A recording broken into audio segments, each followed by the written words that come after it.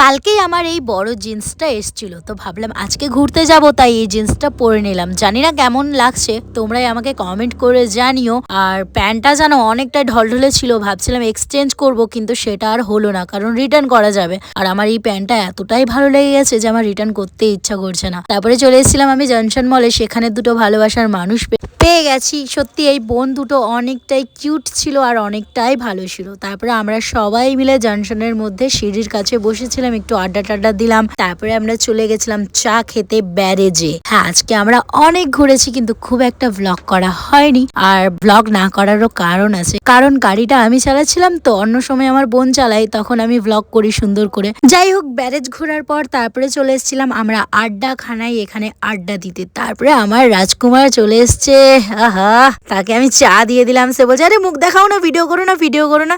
তাই তার মুখটা হাইড করলাম। তারপরে অনেকক্ষণ আড্ডা টাড্ডা দিলাম। তারপরে ভাবলাম চলো আজকে একটা ছেলেকে প্রপোজ করা যাক। আর এই ছেলেটা আমাকে রিজেক্ট করে দেবে আমি ভাবতে পারিনি। তারপরে রিজেক্ট করার পর সে আমার ভালো বন্ধু হয়ে যাবে, ভাই হয়ে যাবে, সেটাও আমি ভাবতে পারিনি। কিন্তু যাই হোক, এখানে আমরা প্রায় 1 থেকে 1.5 ঘন্টা আড্ডা দিলাম। আজ সত্যি মনটা অনেকটাই ভালো হয়ে গেছিল। মেয়ে বন্ধুর থেকে ভালো ছেলে বন্ধুরা, জানো তো একটা কথা কি, মেয়ে মেয়ে হিংসা থাকে, কিন্তু ছেলে মেয়ে কোনোদিনও হিংসা হয় না। যাই হোক, এক একটা ছেলে হিংসুটে হয়। 1-1.5 ঘন্টা আড্ডাখানায় আড্ডা মারার পর তারপরে চলে এসেছিলাম আমরা মৌদিদির বাড়িতে। মৌদিদির বাড়িতে এসেও আমরা 1 বাটি ঘুগনি খেয়েছিলাম, চা খেয়েছিলাম। তারপরে যাচ্ছি এখন আমি বাড়ি, আর ভয়েস ওভার করছি 12টা 13 আর 6 তারিখ হয়ে গেছে। তোমরা কত তারিখে দেখছো? আমি বাড়ি চলে এসেছি। এসে পরে এই যে দেখো কয়টা বাজে, 12টা 13 বাজে। আর কথা বলছি এখন লাইনে আমরা সবাই মিলে।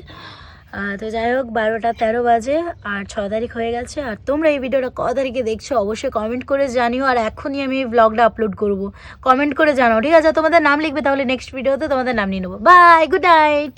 আর এদিকে সবাই শুয়ে পড়েছে।